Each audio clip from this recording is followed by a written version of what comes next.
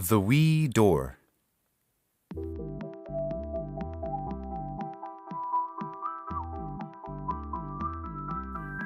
What are you doing in there?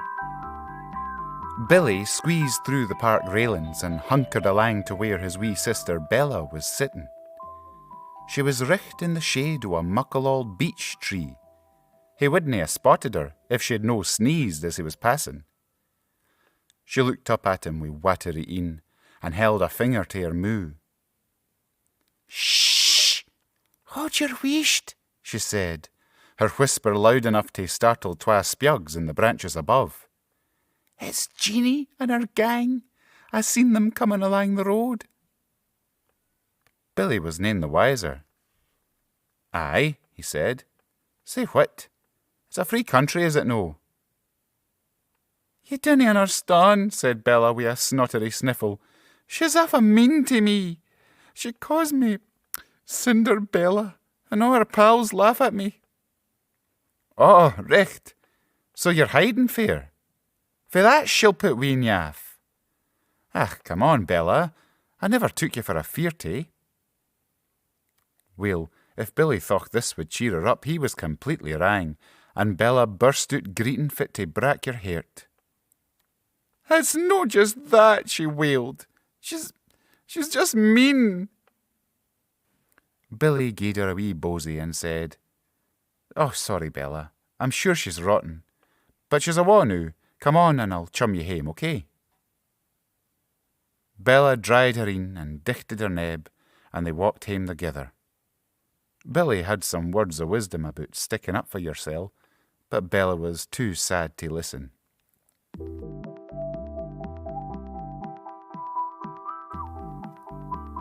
Next day, after school, it was the same again. Bella was skipping hame, stopped to tie her lacers, and when she got up, there was Jeanie, marching up the road towards her with 5 big lassies in tow. "Oh no," thought Bella. She louped at the fence into the park, hoping beyond hope that Jeanie hadna seen her, and she couried into the shadow o' the beech tree. Up came the lassies, laughing and blethering in big, loud voices. "Just go past, Bella whispered to hersel. Een squeezed shut and heart pure racing. But the lassies didna go past. They stopped, richt where Bella had duked it into the shade. "I thocht I seen thon Cinderbella coming in here." It was Jeanie's voice. What a nightmare. "Och, wha cares?" came another voice. "Have to get hame and do my paper round." "Just a wee minute," said Jeanie. "I want to ken where she's gone." Oh, poor Bella. She was sure the lassies would hear her heart say loud it was thundering. Maybe Billy would come along again. Maybe he'd save her. But to be honest, she didn't want Billy thinking she was a fearty ony mair than she wanted Jeanie to fin her. She looked about, just frantic, desperate to fin an escape route. And that's when she clocked it, richt aside her, in the trunk o' the beech tree. A wee door. It was a gey wee door, nae mair than a foot in height. But it was a door, and richt noo it looked like her only way out. "Oh, I wish I was wee enough to get through there," she said to hersel. "I wish. Ahint her, she could hear the fence rattling as Jeanie tried to fin a way through. "Cooey, Cinderbella," she jeered. Bella bit her lip to keep from greeting. "Oh, please." She clenched her fists and gritted her teeth. "I wish." And suddenly, the ooriest thing happened. She felt herself tightening, shrinking, spiralling doon and doon as the beech tree grew gigantic aside her. And just as Jeanie came crashing out of the fence, Bella saw she was the richt size to get through that wee door. Without gieing it a second thought, she grabbed at the honnel, pulled the door open, and jumped through into murk and darkness. She landed on her doup on a slippery chute, and she skited and slid down into the dark. Afore she could catch her breath or caw out, she'd come tumbling out into a big wide space. It was mirksome and strange, a low green licht coming frae strange clumps of mushrooms growing out the wa's. Athen smelt o' stour and soil, but at least she was safe. As Irene got used to the gloom, she realised that the space was full of folk just like her. Wee lads and lassies, a few grown-ups maybe, but all shrunken down to the size o' a Geardon gnome. As Bella got up and dusted herself down, a few of them come over to her. "Hiya," said a pale wee laddie, holding up his horn in salute. "I'm Sam. You hiding and all, aye?" Bella blinked in bamboozlement. "Aye," she said. "Yous as weel." A couple of them nodded. Bella sighed in relief. These yins would understand, even if Billy never had. "I did it," she thought. "I'm safe noo." But just as she was beginning to smile, an aura-looking loon came swaggering over with a couple of stragglers ahint him. "Oh no," said Sam, "it's Mikey. I'm off." "Here, you, new lassie." The boy's voice was high and scrachy, without a scrap of friendliness. "Think you can just come into my bit without even asking?" Bella just goggled at him.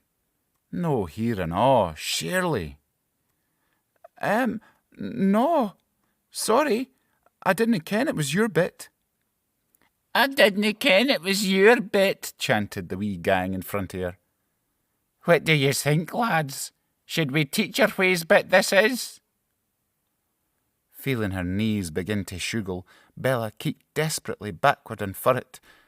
The three laddies, all bigger than her, though they must have shrunk themselves to get in here, stared it advancing towards her. "These yins are worse than Jeanie," she thought, and she darted to one side and scarpered, Mikey's voice shouting insults at her back. Now, on top of the way she'd been feeling to come down here in the first place, this was just our muckle to tack. She fled helplessly, no kenning where she was gone, but certain these bams were after her. At last, she tripped and fell headlong into one of the glowing mushrooms. And I wonder if you can guess what she seen at its base. An even weird door, keeking up at her, as if to say, "Come on in, hen. They'll never catch you here." And the truth is, Bella was already feeling so rotten that she barely even had to think afore she began to shrink again. Doon, doon, doon.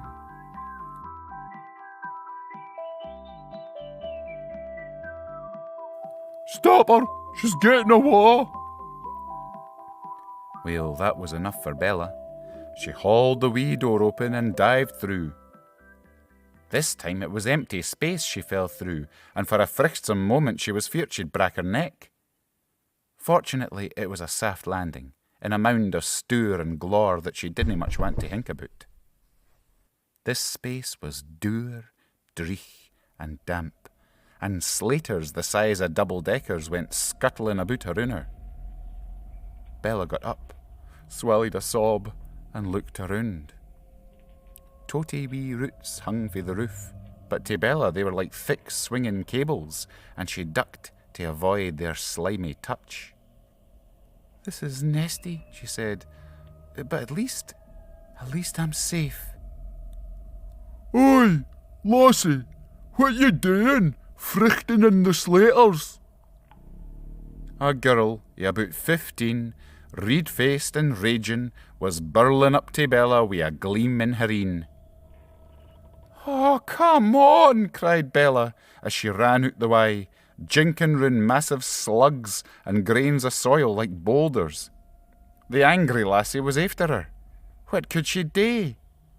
And there, on the flare, was a mucket old oak leaf, the size of a tarpaulin, and she slipped and slid under it.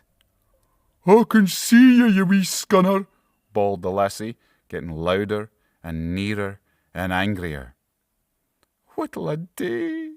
What'll I do? Ken whip was another on leaf. Plant it square in the mud at Bella's feet. Aye, that's richt. An even weir door. Well, now Bella was flegget enough to consider it. She kent the drill by now. All it would tak would be one wee wish. But just as she was about to shut her in and gin through it all again, a big auld snail keekit under the leaf and gied her a wink.